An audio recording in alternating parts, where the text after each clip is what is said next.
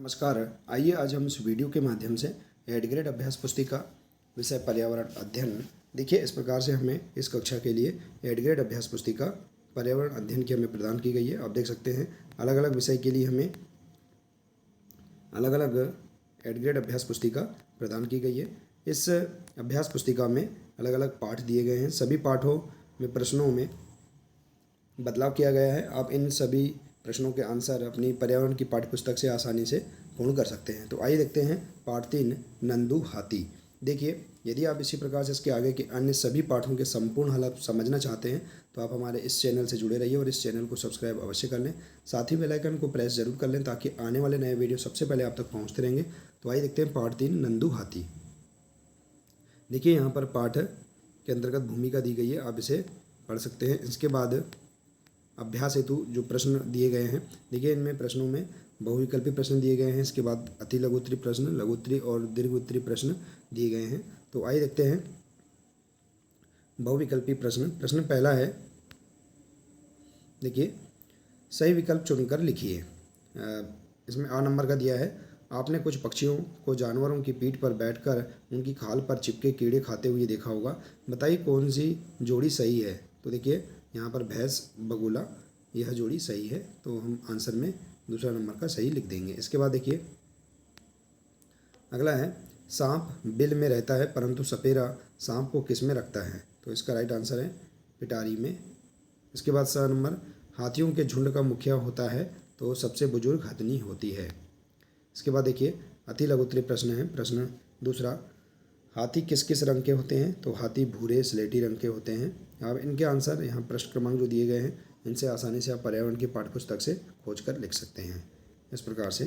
प्रश्न तीसरा है, जब हमें गर्मी लगती है तब तो हम पंखे व कूलर का उपयोग करते हैं। सोचिए और लिखिए, हाथी गर्मी से बचने के लिए क्या करते हैं। तो हाथी गर्मी लगने पर अपने कान हिलाकर हवा करते हैं।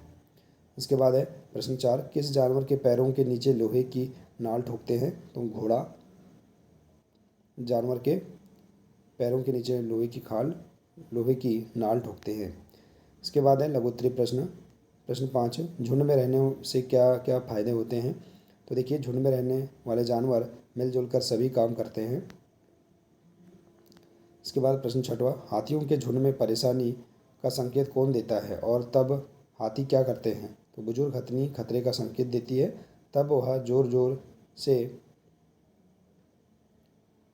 चिंगाड़ती है। इसके बाद देखिए अगला प्रश्न 7वां, वर्ग पहली में झुंड में रहने वाले जानवरों के नाम खोजकर गोला बनाइए और लिखिए। तो देखिए वर्ग पहली में झुंड में रहने वाले जानवर हैं जैसे कि बकरी, हिरण, भेड़, घोड़ा और हाथी। तो इसके नाम भी आप यहाँ पर वर्ग पहली से लिख सकते हैं।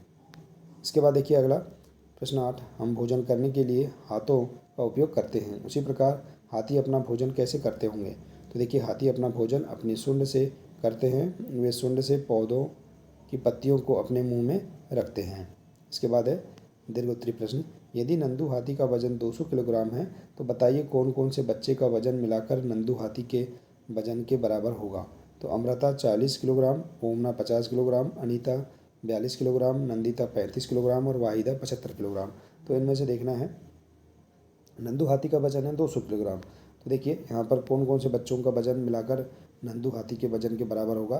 तो देखिए अमृता का वजन 40 किलोग्राम, ओमना का वजन 50 किलोग्राम, नंदिता का 35 और वाहिदा का 75। तो इस प्रकार से कुल इनका योग करेंगे तो 200 किलोग्राम होगा। तो इस प्रकार से नंदू हाथी के वजन के बराबर इनका वजन का योग होगा। इसके बाद देखिए अगला प्रश्न, दिए गए चित्रों को देखकर 5 वाक्य लिखिए। आप चित्र को देखकर 5 वाक्य लिख सकते हैं। देखिए, नंदू हाथी तालाब में नहा रहा है। अम्मा ने नंदू को पानी की तरफ धकेला। नंदू धीरे धीरे पानी की तरफ चल दिया।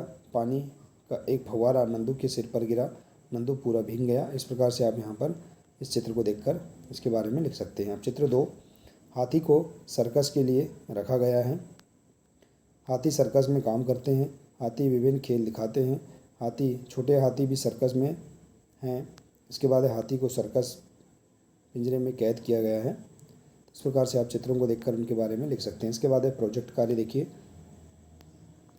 स्क्रैप बुक में चित्र चिपकाकर नाम लिखिए। आपने कौन कौन से जानवरों की सवारी की है।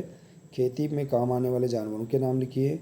सामान ढोने के काम आने वाले जानवर और घर में पालने वाले जानवर और झुंड में रहने वाले जानवरों के नाम।